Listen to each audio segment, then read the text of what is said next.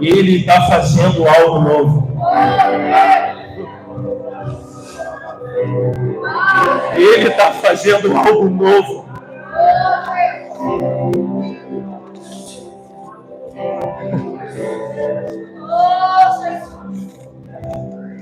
E o que o Senhor tem derramado sobre esses dias, há uma convicção no meu espírito de que Deus está fazendo algo no norte do Brasil.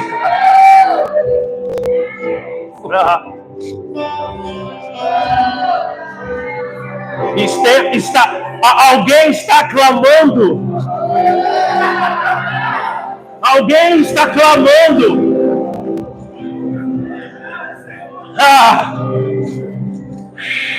Há um vento que está vindo sobre o norte. Cara.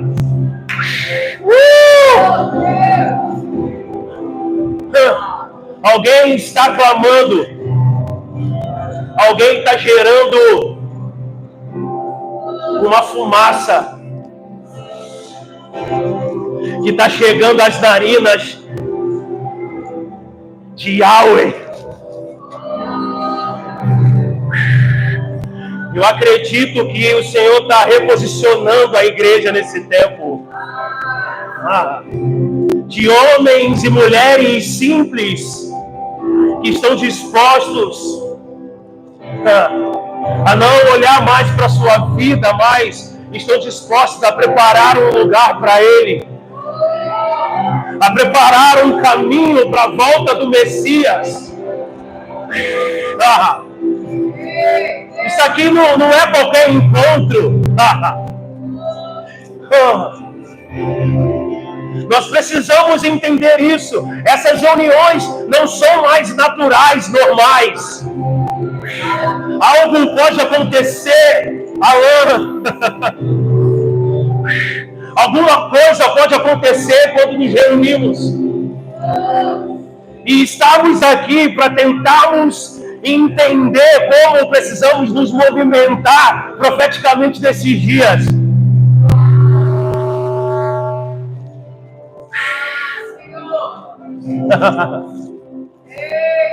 Nós estamos abrindo mão de uma vaidade, já não importa mais quem está falando, mas de quem estamos ouvindo.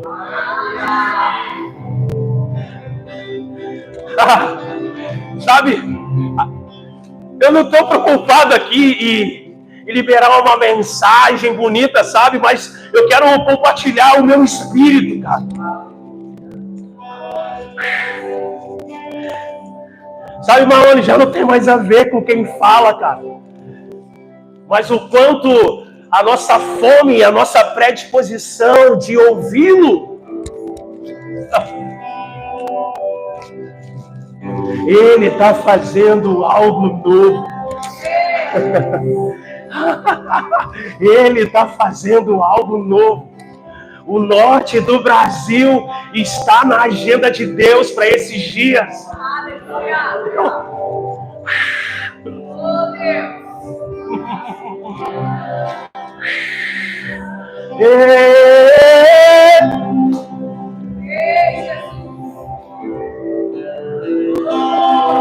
Pedra preciosa, pedra angular.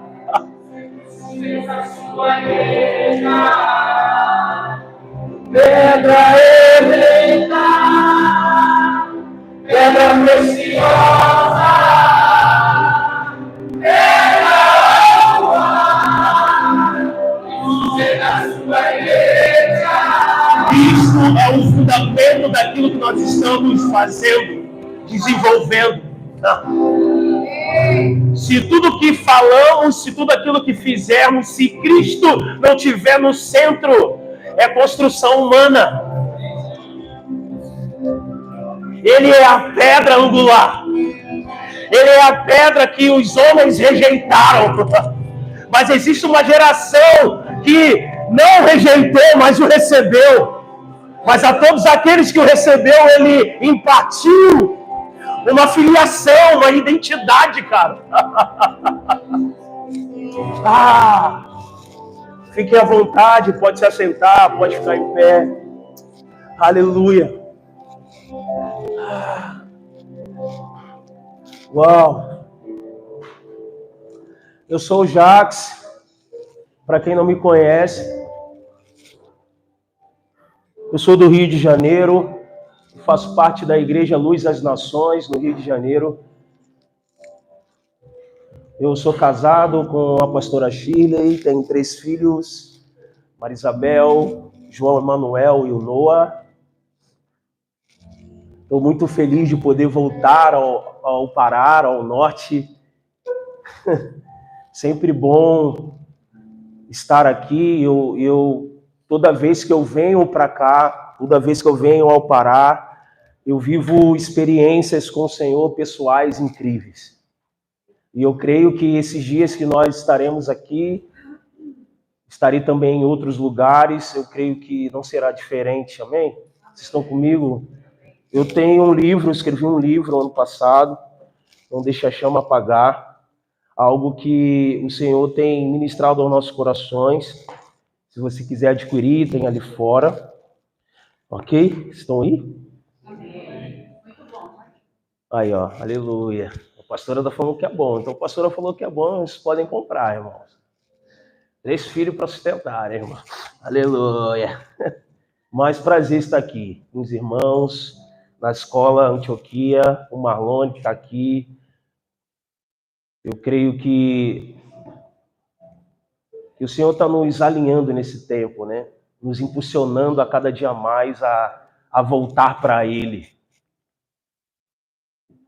E é um tempo que a gente tem percebido que, eu não sei se está acontecendo com vocês, mas eu percebo que uma paixão está voltando, cara. Uma paixão está voltando. Percebo que as lágrimas estão voltando aos olhos, cara. Uma geração apaixonada está surgindo novamente. Eu tenho ido em alguns lugares e o Senhor tem nos dado a oportunidade de poder estar indo agora fora do país. Eu estive há dias no Chile e é muito bom ver o que Deus está fazendo, cara. É muito bom se conectar com irmãos que ainda estão amando Jesus, cara. Isso é muito bom. Amém? É para falar sobre a identidade, né, profética da igreja, né? Vai dar tudo certo, eu acho. Mas amém. Mas eu acredito que para a gente tratar esse assunto, nós vamos precisar começar do começo, né? Eu acredito que o homem, ele naturalmente, ele foi criado com uma natureza profética. Amém?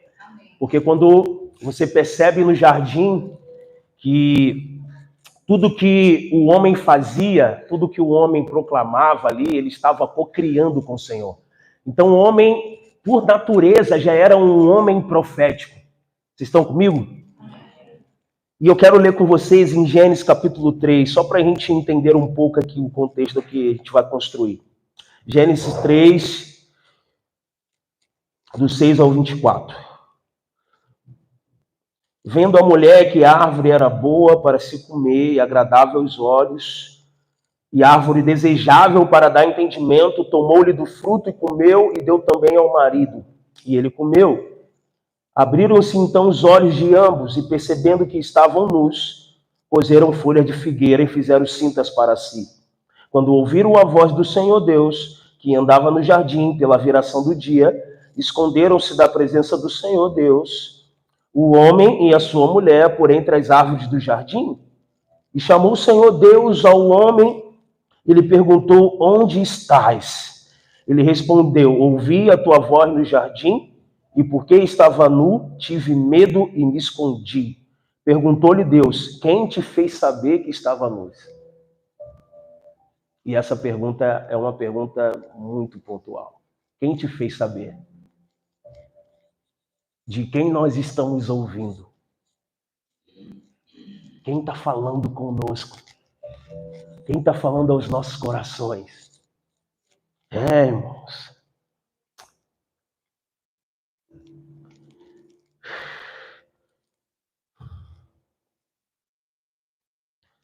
comeste da árvore de que te ordenei que não comesse? Então disse o homem, a mulher que me deste por esposa, ela me deu da árvore e eu comi. Disse, Senhor, Deus a mulher, que é isso que fizeste? Respondeu a mulher, a serpente me enganou e eu comi.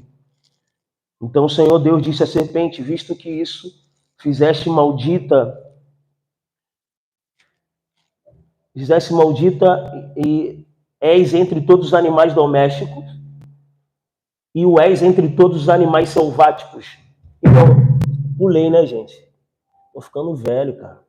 Tô chegando mais nada. O teu ventre comerás pó todos os dias da tua vida, por inimizade entre ti e a mulher, entre a tua descendência e o seu descendente. Este te ferirá a cabeça e tu lhe ferirás o calcanhar. E a mulher disse, multiplicarei sobremodo os sofrimentos da tua gravidez.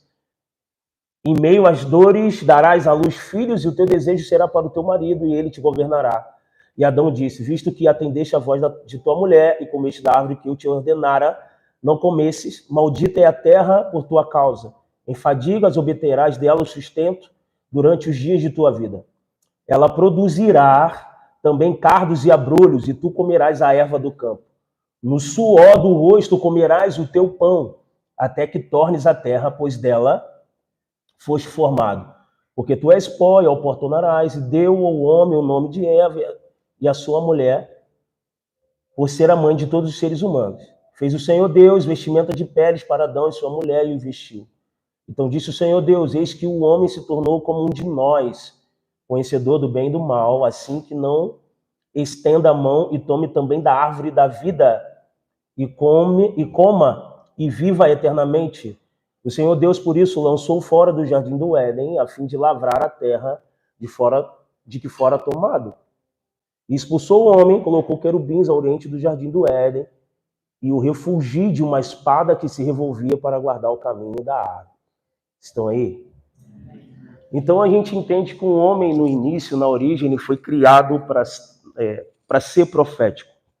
E porque eu gosto de começar tratando o início, a origem, porque só a partir do princípio a gente vai conseguir ter uma visualização melhor de todo o plano daquilo que Deus quer fazer. Vocês estão aí? Porque só a partir do princípio a gente vai conseguir visualizar todo o propósito.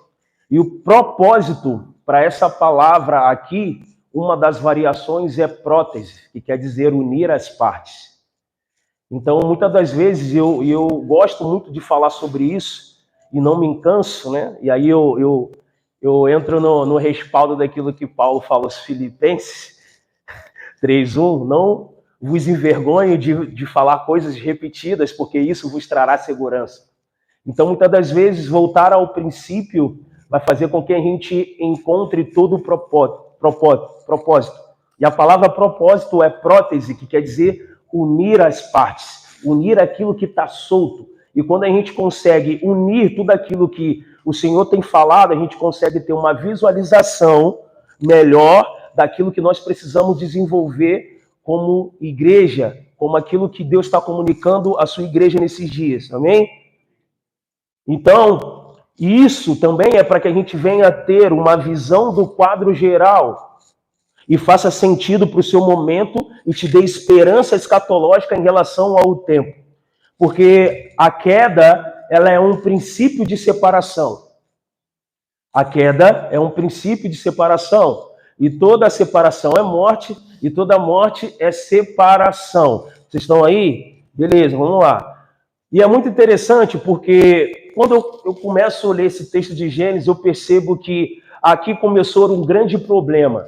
Porque quando o homem ele é expulso do jardim, quando o homem ele desobedece o Senhor, o homem agora ele passa a caminhar no escuro. Ou seja, ele perde a sua percepção profética. Ele perde o discernimento. O homem, quando ele desobedece o Senhor, quando ele é expulso, agora ele está como alguém que está caminhando na escuridão, sem luz, sem clareza, sem discernimento. O homem perde o discernimento. E é muito interessante que João, no capítulo 1, no verso 4, ele vai dizer o seguinte, que em Jesus estava a vida, e a vida era a luz dos homens. Então, uma vez separado da vida, separado da luz. Porque luz e vida estão na mesma pessoa. Então, se eu estou separado da vida, estou separado da luz. Uma vez separado da vida, separado da luz. E separado da luz, eu estou andando em escuridão. Eu perdi a percepção.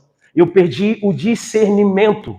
Ok? Só que o que Cristo fez em Colossenses capítulo 1, do verso 12 a 14, diz assim: dando graças ao Pai que vos fez idôneos à parte que vos cabe da herança dos santos na luz, ele nos libertou do império das trevas e nos transportou para o reino do Filho do seu amor, no qual temos a redenção e a remissão dos pecados. Ou seja, nós estávamos, a partir da queda, a partir da desobediência, numa posição de trevas, sem percepção, sem discernimento, ok? Só que Cristo, ele resolveu um problema. Ele acendeu a luz de novo, e quando ele acende a luz, ele nos reposiciona no nosso lugar original. Então agora o homem que não tinha mais clareza, não tinha mais a percepção, não tinha mais discernimento, ele agora encontra de novo essa realidade.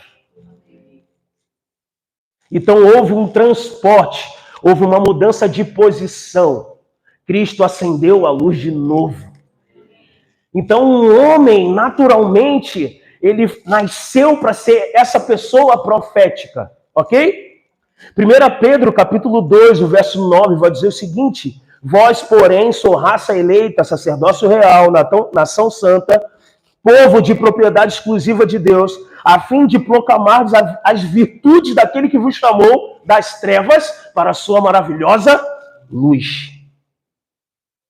E aí, como eu falei, porque quando o homem ele come do fruto, ele perde o discernimento. Ele perde o discernimento. Agora ele não discerne mais espiritualmente. Porque tudo aquilo que o homem falava, sendo governado sob a jurisdição de Deus, na origem, ele estava cocriando com o Senhor. Vocês estão comigo? Vocês estão aí, irmãos? Estavam tão agitados. Porque o homem sem discernimento é alguém que está andando no escuro. Porque a base do ministério profético é o discernimento. Uma igreja sem discernimento é uma igreja que vai andar em confusão. Uma igreja que não consegue discernir é uma igreja que vai andar em confusão. Porque a gente pode entender que dentro de um cronograma, o apostólico ele funciona a partir daqui. E o profético, ele trabalha a partir da visão e a partir dos ouvidos. Amém? Vocês estão comigo? Então, quando a gente perde a percepção, quando a gente deixa de ouvir, a gente vai caminhar só debaixo daquilo que é o nosso entendimento. Então, a igreja, o Senhor está nos alinhando nesses dias, nesse tempo, para que a gente possa ver de forma clara. Para que a gente possa ouvir de forma clara e traduzir isso de forma clara.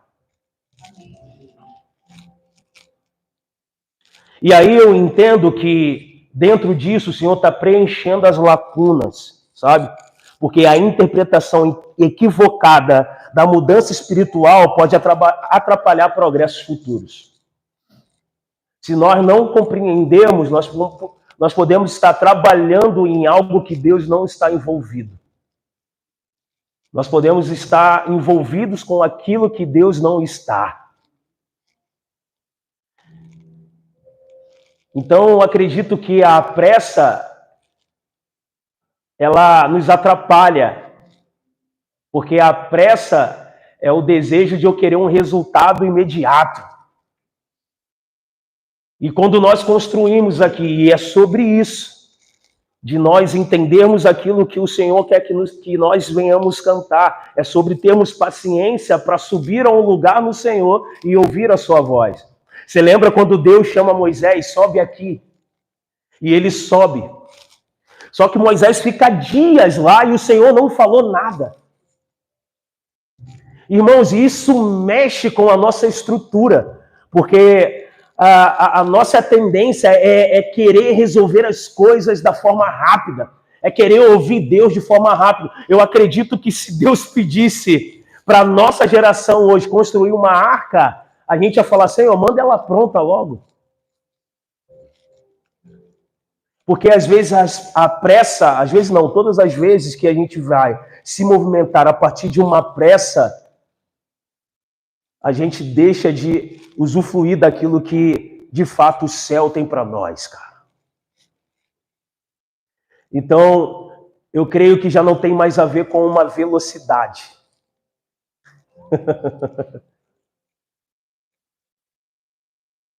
Não tem a ver mais em sair correndo, entende? Você lembra quando Jacó é tocado na sua coxa? Jacó era alguém que vivia correndo para lá e para cá, se escondendo, vivendo uma realidade totalmente contraditória. Mas quando ele tem um encontro com Yahvé, com Yeshua, ele é marcado na sua estrutura. Então, alguém que estava correndo agora para lá e para cá, é alguém agora que está dando passos devagar. Por quê? Porque agora o que ele tem recebido, aquilo que ele recebeu a partir desse encontro, não poderia ficar só a partir dele. Ele agora tinha uma jurisdição que ele precisava que o cálice também transbordasse sobre eles. Existia uma palavra que estava sobre a vida de Jacó que precisava tocar as gerações. Então, alguém que está tocando as gerações, alguém que quer estabelecer uma identidade profética dentro de uma comunidade, não pode ser alguém que está saindo correndo. Vai ter que ser alguém que está dando passos devagar. Porque quando eu estou dando passos devagar, eu estou discernindo quem está.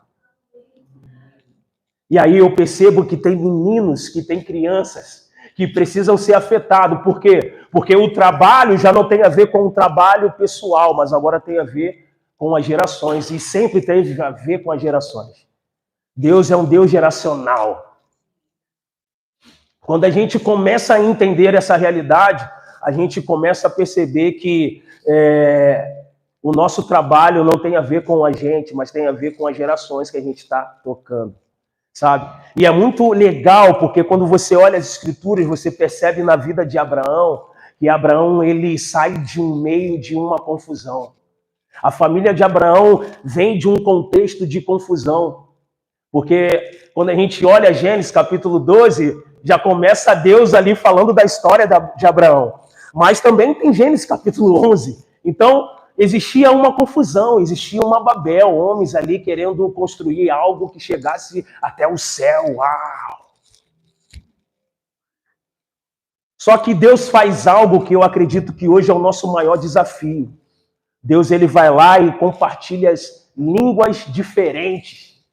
E aqueles homens, a Escritura vai dizer que eles deixaram não de construir a torre, que apesar que também deixaram de construir a torre, mas o texto vai dizer, e eles deixaram de edificar a cidade. Porque o propósito maior de uma igreja é edificar uma cidade. Amém? É construir um lugar para que Deus venha e habite. Sabe?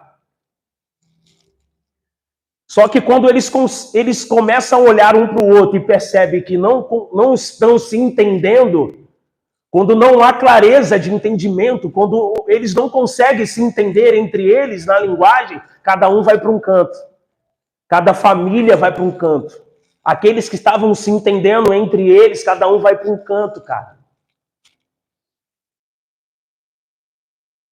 E aí, Abraão, a família de Abraão vem desse contexto. E Abraão recebe uma palavra que não tinha a ver mais com ele, mas tinha a ver com as gerações. Amém? Glória a Deus. E o papel de Abraão não era construir algo para o Senhor, mas agora era alguém que estava peregrinando sobre um caminho, levantando altares de adoração ao Senhor em cada lugar que ele passava. Por quê? Porque ele teve uma revelação do Senhor. Ele teve uma percepção clara daquilo que Deus queria fazer. Ele teve uma percepção profética. Ele viu a cidade. Então, se eu estou vendo a cidade, se liga nisso. Se eu estou vendo a cidade, eu não posso construir. Então, o que ele fez? Agora eu vou ensinar o meu filho, a ser peregrino. Eu vou ensinar meu filho a trabalhar não para uma edificação que é vaidade, mas eu vou ensinar o meu filho a adorar ao Senhor, a levantar altares de adoração e a continuar a preparar o caminho da palavra que eu recebi do Senhor. Irmãos, isso é poderoso. E aí, quando você olha para Isaac, você percebe que o trabalho de Isaac é resgatar as palavras que Abraão, seu pai, recebeu. Isaac é o homem de transição entre a palavra e o cumprimento. Ele está no meio, ele está desentulhando os poços. Ele está, peraí, o meu pai, ele falou sobre isso, sobre essa realidade. Essa terra foi prometida à minha geração, à minha descendência. Então ele está nesse lugar de transição. E é o que eu entendo que nós precisamos também entender isso. Talvez nós sofremos situações porque não lembramos das palavras que o Senhor falou conosco. Nós estamos querendo se envolver em algo que o Senhor ainda não comunicou, em vez de nos envolvermos com aquilo que Deus já revelou para nós. Qual é a palavra que o Senhor está falando? Entende? E aí quando Isaac está envolvido com a palavra que o pai dele recebeu, ele está desentulhando. Ele está desentulhando, velho. Ele está trabalhando, resgatando palavras, resgatando profecias, que serão palavras que vão definir o destino de uma geração. Então eu não posso, eu falei, vai dar tudo certo no final. Então eu não posso, irmãos, começar a olhar a igreja do Senhor e começar a trabalhar na igreja do Senhor com uma definição pessoal, como uma missão pessoal, como uma missão para enriquecer, aleluia, sabor de mel. Não, mas entender que enquanto nós estamos construindo, nós somos construção, e tudo aquilo que nós estamos construindo, ela vai ser provada pelo fogo. Por isso que é importante os ventos virem, por isso é importante as ondas chegarem, por isso é importante a chuva vir, porque é ela que vai testar a nossa construção, cara. É ela que vai provar se aquilo que nós estamos fazendo no nome do Senhor é do Senhor, ou é uma projeção do meu coração.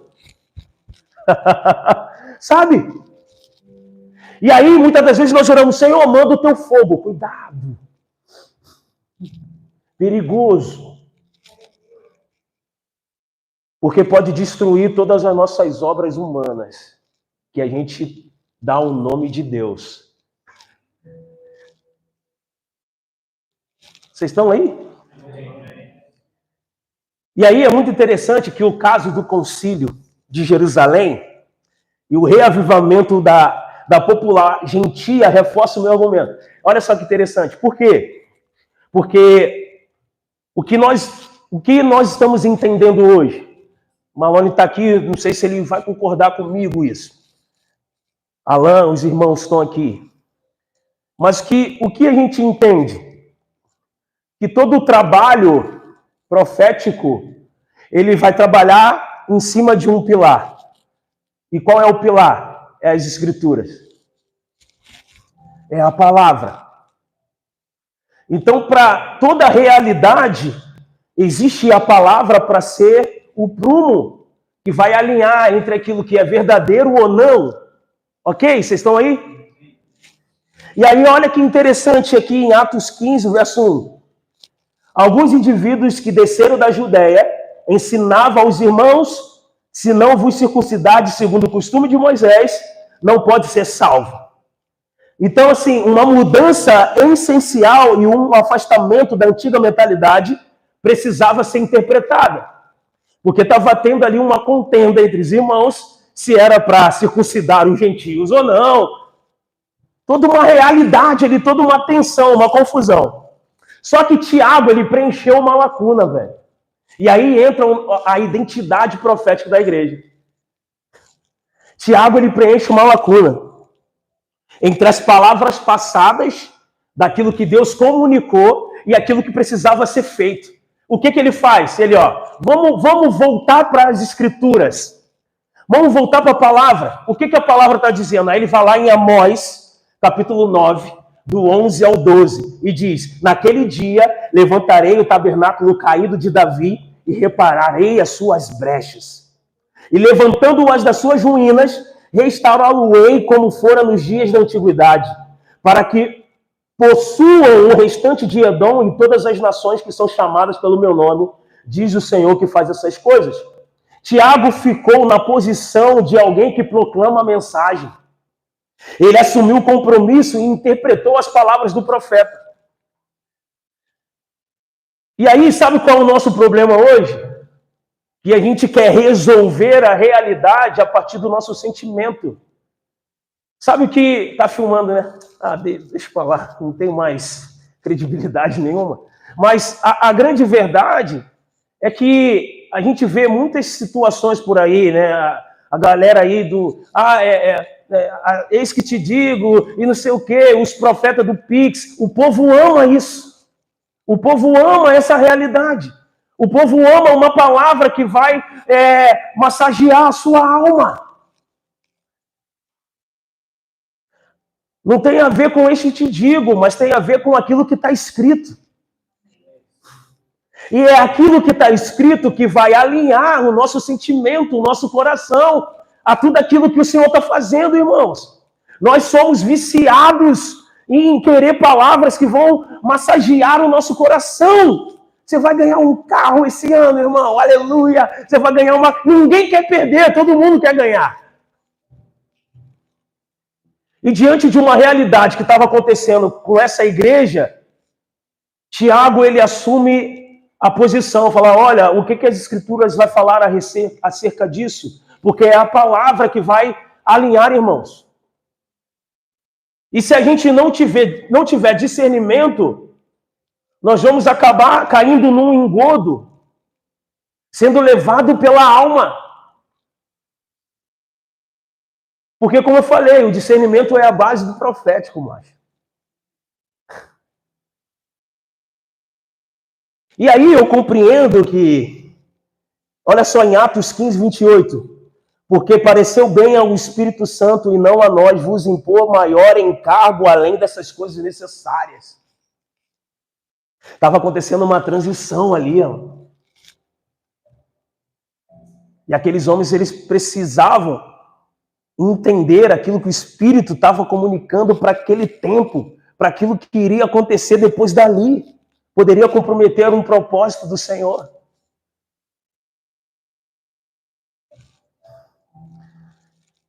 Mas eu acredito que um grupo apostólico, composto por homens que têm arriscado a vida pelo nome do Senhor Jesus Cristo, que vai receber a responsabilidade de avaliar a situação.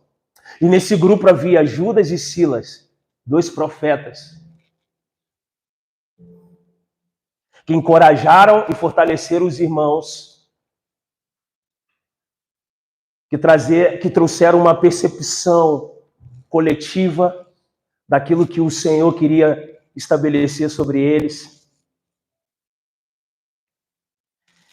E mais do que nunca, o corpo de Cristo está sendo chamado a comunicar clara e eficientemente a verdade do Evangelho e sua relevância.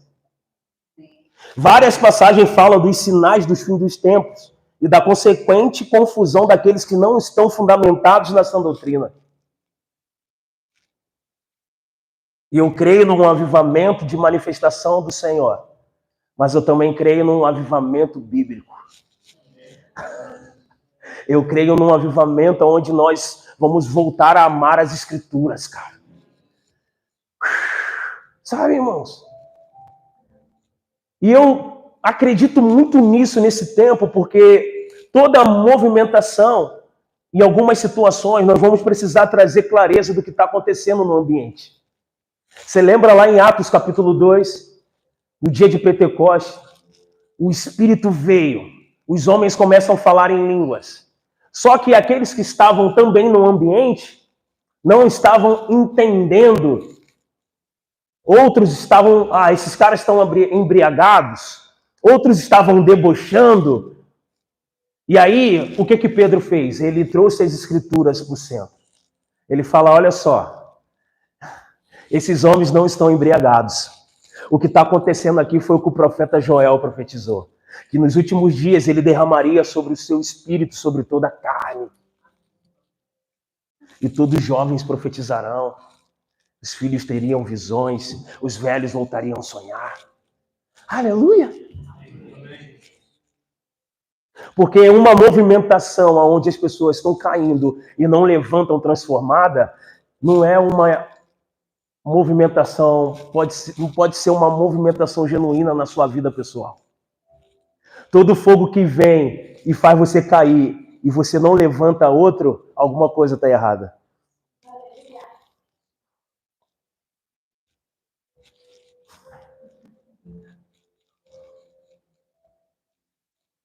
Essa é uma palavra que a gente tem ministrado lá na igreja. Teve uma reunião que o fogo de Deus veio e o culto quase acaba meia-noite. E aí eu fui ministrar na quinta-feira, dar estudo. Aí eu falei para eles, uau, foi muito bom o que aconteceu domingo aqui. Mas quantos de nós aqui paramos de mentir durante a semana? Quantos de nós aqui paramos de fofocar? Porque se tu diz que isso é avivamento, então o avivamento ele precisa provocar algo na tua vida, irmão, na tua natureza. A sua natureza ela precisa ser alterada, afetada. Aí todo mundo ficou de cabeça baixa. Não estou desprezando o que aconteceu, mas o que aconteceu, nós vamos precisar nos responsabilizar, porque Deus não vai liberar fogo, a sua glória, avivamento em odre que ainda não está no molde. Entende? E nós estamos literalmente trabalhando para entender, Senhor, o que nós precisamos fazer. Abra os nossos olhos, nós queremos te ver. Porque todos os homens que te viram tiveram uma experiência visionária que mudaram a realidade deles. Eles não foram mais o mesmo. Eles não estavam mais compromissados com a vida deles, pessoal. Mas agora eles estavam inseridos na agenda do Senhor. Homens que foram marcados com uma experiência que mudou a vida deles. Não precisou de várias experiências. Uma experiência mudou a vida deles. Aleluia! Por que eu falo sobre isso? Você lembra da tribo de Issacar? Qual era a função da tribo de Issacar? Discernir os tempos e as estações. A tribo de Issacar ela apontava para o profético. Eram homens conhecedores dos tempos, que indicavam a Israel como devia corresponder ao tempo. Eram homens com credibilidade.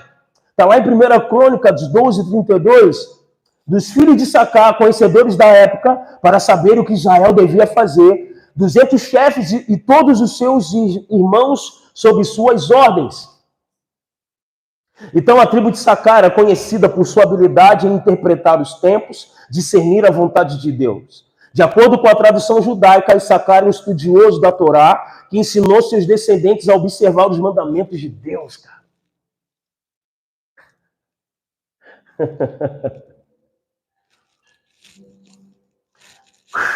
A função da tribo de Issacar era, portanto, de guardar e ensinar a lei de Deus ao povo de Israel. Eles eram responsáveis por manter o conhecimento da Torá e transmiti-los às gerações futuras. Isso é segurança.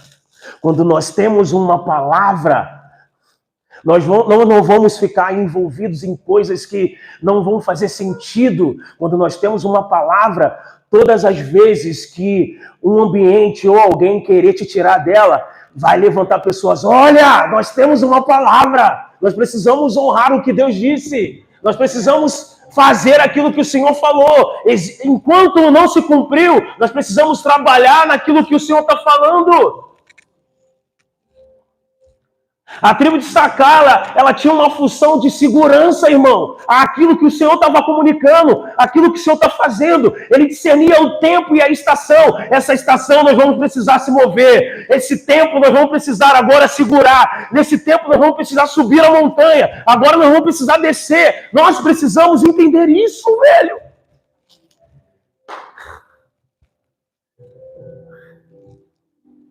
Não ser como meninos na praça, como diz Jesus, que cantam música de lamentações e estão dançando, cantam música alegre e estão tristes.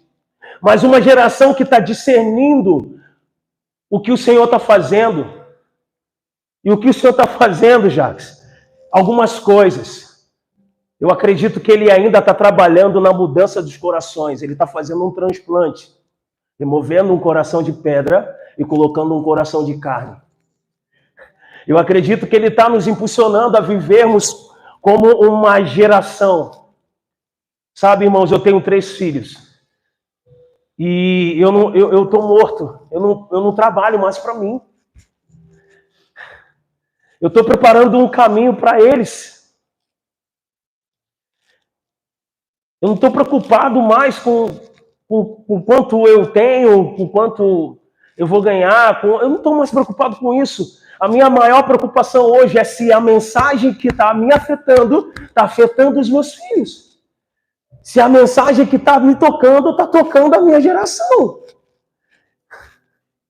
Por isso que eu estou gastando tempo em mesas com homens muito mais velhos, cabeças brancas. Os meus amigos hoje são tudo coroa. Com todo respeito. São todos senhores.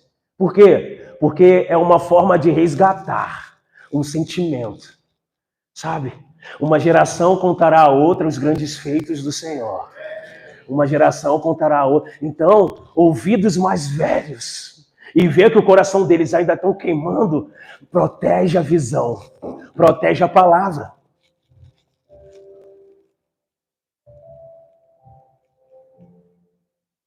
Então, termos uma comunidade, entendermos que por natureza já existe algo profético sobre nós, porque já não tem mais a ver com o profeta das galáxias, não tem a ver com o apóstolo do avivamento, irmão, mas agora tem a ver com uma igreja apostólica, numa comunidade profética. Ah, vocês não entenderam. Não tem a ver com o profeta, alguém que está caminhando, fazendo algo individual, mas tem a ver com uma comunidade profética. Entende?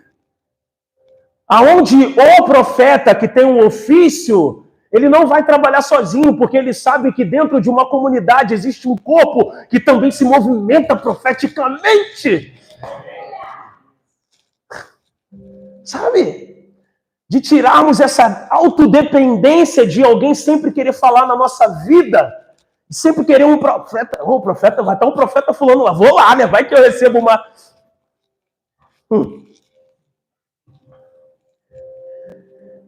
Vai que eu recebo uma palavra. Aí a Bíblia o cara não abre, tá lá há um mês. Há um mês na gaveta. Sabe? Uma comunidade profética, uma comunidade apostólica. Alguém que está ouvindo e vendo. Alguém que está ouvindo e vendo. Sabe? Você lembra lá e eu falei até isso no Chile, em Números capítulo 11, quando Moisés, ele está meio que exclamando, quem dera que todos fossem profetas. Quem dera que todos tivessem a capacidade de profetizar. Sabe o que ele estava querendo dizer? Quem dera que todos pudessem ver e ouvir.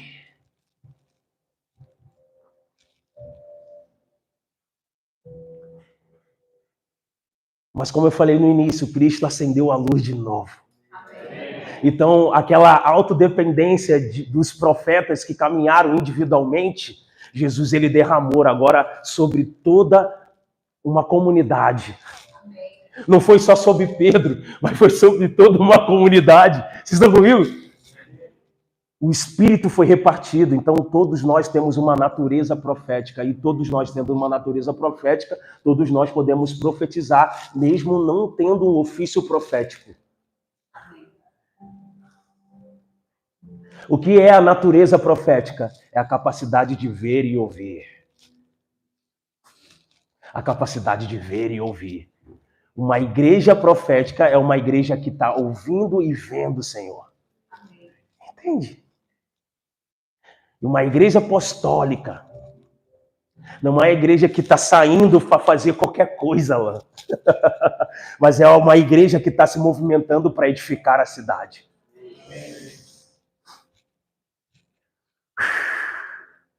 E aí a gente encarna agora um pouco do Gregório, né? Sabe? O Gregório falava muito sobre, olha, você chegar lá na porta lá da prefeitura, do governo, você é o governador. Sim, mas eu quero te dizer algo, cara. Essa cidade é do Senhor, só vai ter ordem quando você se submeter ao senhorio de Jesus. E é sobre isso. De entendermos a nossa importância na sociedade e nos levantarmos como, de fato, uma voz profética e apostólica, ao ponto onde o prefeito, o vereador, seja quem for, vir na igreja, me fala o que eu preciso fazer. O que Deus está falando com vocês. Irmãos, eu não sei vocês, mas eu anseio esse lugar, cara.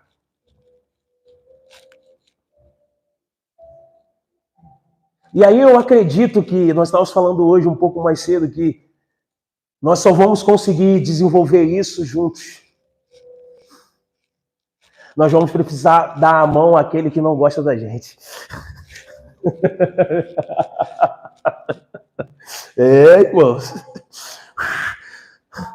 E muitas das vezes a gente vai ter que trazer Judas para a mesa, cara.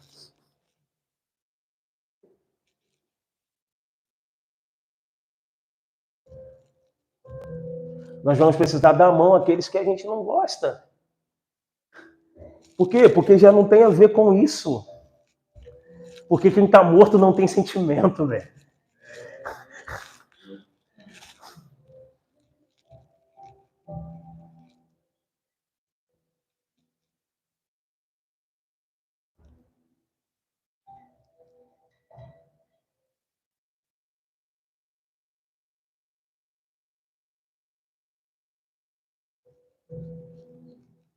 Nós vamos voltar para o Senhor, nós vamos voltar para a lei do Senhor.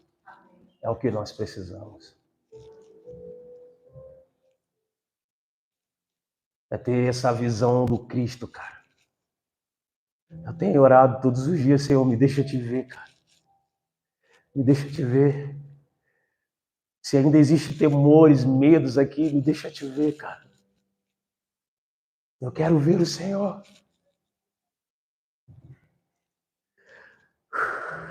Quero ser tocado de uma forma que eu venha considerar de fato tudo como perda.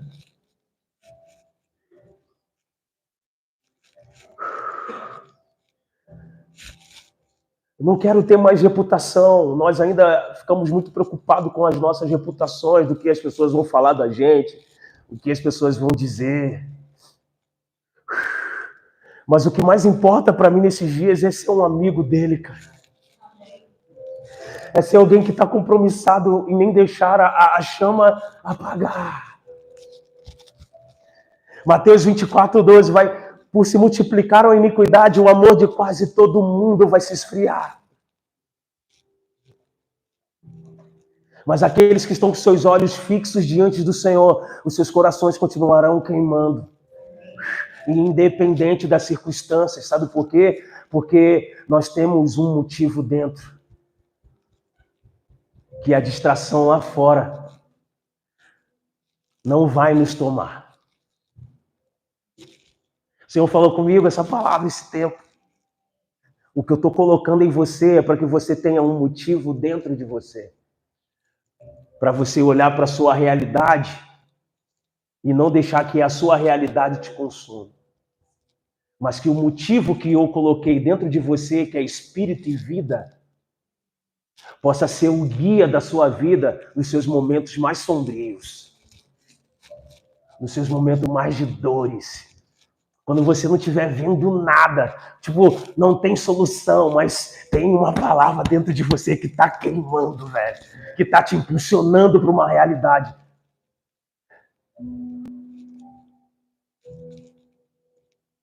A igreja é profética. A identidade da igreja sempre foi profética. E o dia que tiraram essa identidade da igreja, a igreja começou a introduzir muita coisa que não é do Senhor. O dia que começaram a remover os profetas da casa de Deus, entraram os coaches.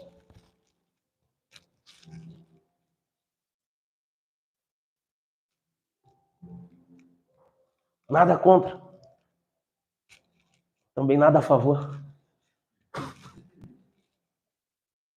Entende, irmãos? O dia que a voz profética sai,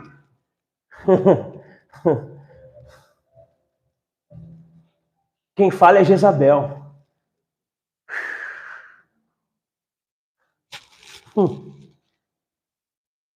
Mas eu creio que os Elias desses dias, o João Batista desses dias, os homens que estão como Noé cortando madeira. Ah, eu amo Noé, eu amo Noé, cara. Porque Noé tem a ver com a gente, cara. Alguém que está diante de uma geração promíscua, distraída, sem percepção da realidade. Homens que não estão mais posicionados no seu lugar original do Senhor, mas tinha alguém que estava queimando ali, velho.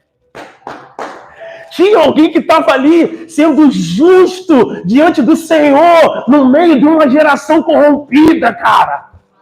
Eu creio que existe uma igreja do Senhor, cara. Existe uma igreja verdadeira que está queimando, que está amando o Senhor em nosso momento.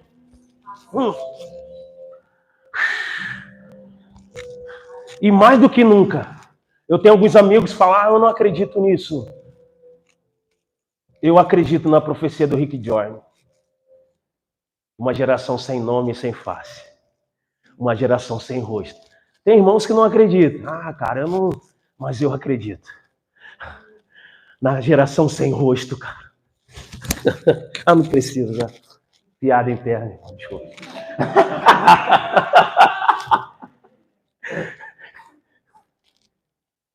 Sem rosto. Meninos e meninas que estão cortando madeira. Que estão procurando viver em emunar, em fidelidade total ao que o Senhor está fazendo. Sabe? Que estão cortando madeira, mano. Estão cortando madeira, velho. Que tem sido chamado pelo Senhor, velho. Ah, que não está preocupado com quantos likes, quantas... visualizações. Que se dane isso também, irmãos. E se Deus nos fizer famosos? Não importa. O que importa é que a fama dele alcance a cidade, alcance as nações. E aí, a disposição de fazermos como Moisés, de colocar um véu no nosso rosto, para que a fama do nome dele seja vista. Mas acredito, cara, eu acredito. Nesse tempo, de meninos e meninas que assumiram uma responsabilidade com o Senhor, que estão tendo filhos ao cedo, que estão se responsabilizando, que estão entendendo que o que Deus está fazendo, Ele faz e sempre fez, foi com a família. A família. Não tem mais, escute isso, não ande só, não ande sozinho. Não tem mais e nunca teve a ver com uma missão individual. O próprio Moisés, assim, lógico que Deus escolhia alguém que ele fazia aliança, mas tinha tudo a ver com esse alguém estabelecer essa cultura sobre a família, para que toda a família pudesse receber essa vocação do Senhor.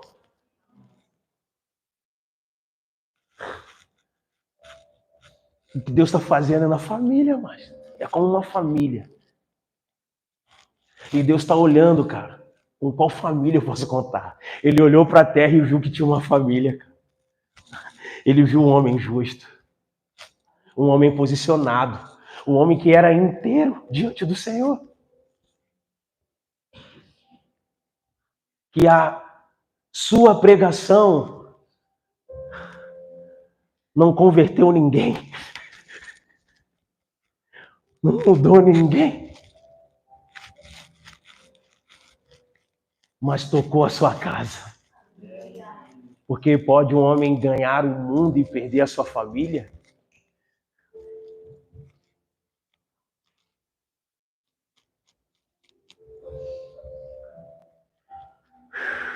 Mais, Senhor, teu Espírito aqui. Mais do teu Espírito aqui, Senhor.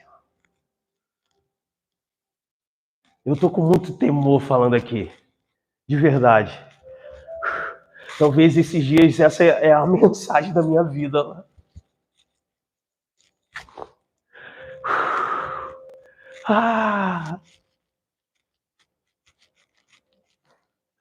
Como eu quero ver, cara. Apesar que nós estamos percebendo alguns fragmentos do céu sobre a nossa casa, assim, mas como eu quero ver o Senhor fazendo algo na nossa geração, cara. E de verdade, irmãos, eu não estou preocupado mais com agenda, não estou preocupado, estou abrindo meu coração agora, eu não estou preocupado mais com agenda, eu quero o Senhor, cara.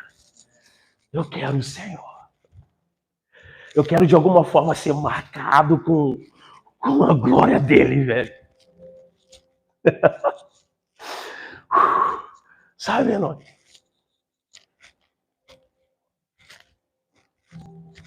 Houve um homem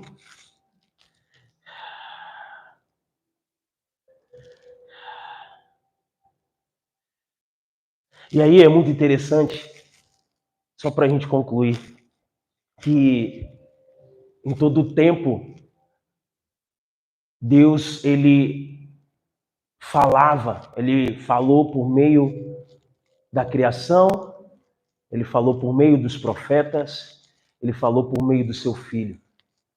Há quem diga que no ano intertestamentário, o silêncio de Deus, os 400 anos que Deus ficou em silêncio, e aí eu tenho as minhas dúvidas a respeito disso, porque eu não acredito que Deus ficou em silêncio durante esses 400 anos, e eu posso te provar isso na Bíblia. Você lembra lá em Lucas, capítulo 2? Naquela mesma região havia pastores que estavam no campo à noite, tomando conta do rebanho. O anjo do Senhor apareceu diante deles e a glória do Senhor os cercou de resplendor e ficaram com muito medo. Mas o anjo lhe disse: não temais, porque vos trago novas de grande alegria para todo o povo. É que, Senhor, este será o sinal para vós. Achareis um menino envolto em panos, deitado em uma manjedoura. Então, de repente, uma grande multidão de exército celestial apareceu junto ao anjo, louvando a Deus, dizendo: glória a Deus nas maiores alturas e paz na terra entre os homens a quem ele ama. Aqui nós vemos um contexto de os anjos aparecendo aos pastores sobre o nascimento do Messias. Mas antes, escute isso aqui. Lucas capítulo 2, havia em Jerusalém um homem chamado Simeão. Ele era justo e temente a Deus e esperava a consolação de Israel, e o Espírito Santo estava sobre ele, e o Espírito Santo lhe havia revelado que ele não morreria antes de ver o Cristo da parte do Senhor. Assim, movido pelo Espírito, foi ao templo, e quando os pais levaram o menino Jesus para fazer por ele conforme ordena a lei, Simeão tomou-os nos braços e louvou a Deus, dizendo: Senhor, agora pode deixar em paz o teu servo, segundo a tua palavra, pois meus olhos já viram a tua salvação. Aí eu pergunto para você, como é que ele sabia que era um menino? Outra pessoa, a profetisa Ana, ela ficava na porta do templo, cultuando a Deus dia e noite com Jesus em orações, tendo chegado naquele momento deu graças a Deus e falou a respeito do menino e a todos que esperavam a redenção de Jerusalém. Aí eu te pergunto, como é que ela sabia que era um menino? E aí eu falo para você, será que Deus ficou em silêncio mesmo?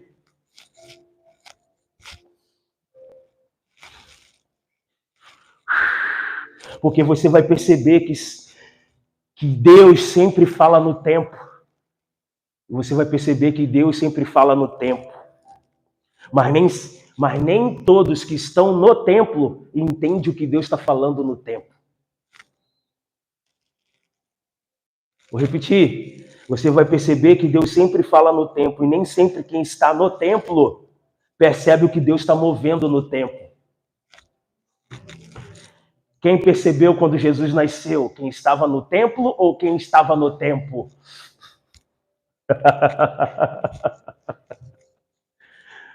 Ok? E eu não estou falando contra o templo, tá, irmãos? Mas estou falando acerca do discernimento. E é muito interessante porque quando Jesus cresceu e começou a caminhar sobre Jerusalém, ainda existia naquela época a função sacerdotal. Ainda tinham pessoas sacrificando ao Senhor naquele tempo. Enquanto o próprio Messias estava andando no meio deles, existiam ainda rituais, existia ainda culto de sacerdotes cultuando ao Senhor. Mas o próprio Deus estava no meio deles.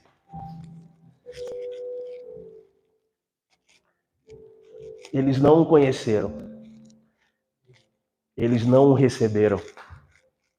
Mas a todos que o receberam, ele deu o poder de serem chamados filhos de Deus.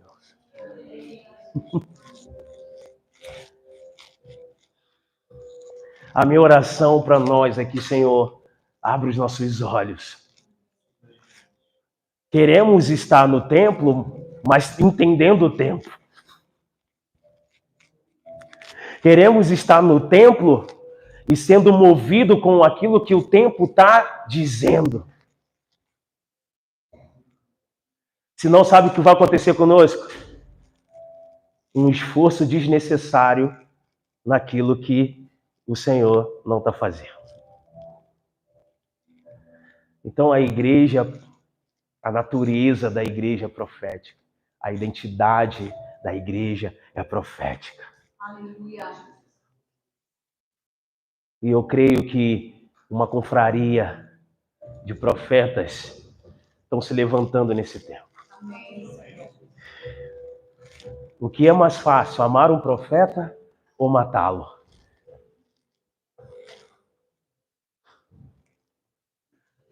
Aleluia. Então eu creio que são dias de rasgarmos os nossos corações para entender o que o Senhor está comunicando. É dia de, Senhor, o que você está falando, cara? Fala conosco, porque aquilo que você fala com a gente vai mudar a nossa vida. Aquilo que você fala vai tocar a cidade. Nos dá a estratégia para esse tempo. O que nós precisamos fazer como igreja do Senhor para tocar o teu coração? Nós não queremos mais orar por coisas que o Senhor falou que se buscarmos primeiro o seu reino e essa justiça, essas coisas seriam acrescentadas. Mas agora nós queremos nos envolver com aquilo que você está orando. O que o Espírito está gemendo nesses dias, Senhor? O que o Espírito está gemendo nesses dias? O que o Espírito está chorando? Nós queremos nos unir em sinergia ao Espírito Santo nesse tempo, Senhor. É sobre isso, irmãos. De sermos grávidos de um propósito. De termos dores de parto com aquilo que o Senhor está gerando em nós. Não temos dores de parto com aquilo que nós desejamos para a nossa vaidade. Porque a maioria das dores que nós temos é porque aquilo que nós tanto desejávamos não aconteceu. Mas sentindo dores de partos. Porque a gente sabe que algo está nascendo do Senhor. Sabe? Porque gerar algo do céu nesses dias vai comprometer toda a nossa vida, toda a nossa casa. Irmãos, vai comprometer tudo de todos. Tempo, dinheiro. Porque às vezes tem problema de falar de dinheiro. Irmão, dinheiro vai comprometer o nosso dinheiro. O nosso tempo, a nossa vida. Tudo de todos. Porque o que estamos gerando do céu, Maria, quando recebe uma palavra do Espírito, ela começa a gerar algo do céu. Gerar algo do céu. Muitas pessoas não vão conseguir compreender e entender. Muitas pessoas vão falar, cara, esse cara pode estar louco. Meus pais até hoje não entendem. Como é que esse cara vive com 3 filhos? E um filho lá ainda com alergia à gordura do leite. Como é que esse cara vive? Como é que esse cara paga a conta? E a gente está indo nas nações. Estamos indo para as nações. Porque nós assumimos uma responsabilidade. Vai custar tudo, eu sei, Senhor. Entre o meu tudo e o teu tudo, eu prefiro o teu tudo. Entende, irmãos? E aí, eu não sei o quanto você está disposto a ir mais fundo. Eu não sei até onde você quer experimentar da medida. Vai depender de você. Mas só que eu quero dizer algo para vocês, cara.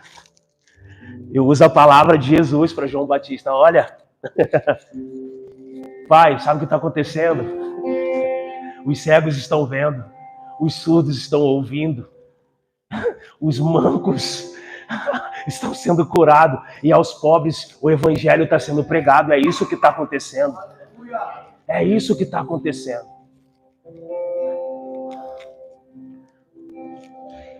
Uma igreja apaixonada, irmãos. Eu cheguei isso aqui, eu li isso aqui, eu falei, cara, acho que eu vou ler isso aqui e entregar o microfone. Dai-me um homem de Deus, um homem cuja fé domine sua mente, e eu endireitarei o que está torto, e abençoarei toda a humanidade. Dai-me um homem de Deus, um homem cuja língua tenha sido tocada pelo fogo do céu, e eu inflamarei os corações mais escuros com resoluções altas e desejos puros. Dai-me um homem de Deus, um homem que seja profeta poderoso do Senhor, e eu te darei paz na terra, trazida pela oração, não pela espada. Dá-me um homem de Deus, um homem fiel à visão que lhe é dada, e eu reconstruirei vossos santuários destruídos e porei as nações de joelhos humilhadas. Ah, irmãos! Ah, tá louco? Vou ficar de pé. Você tá louco? Ah, você tá doido? Tem que começar por alguém. Alguma geração tem que começar, cara. E eu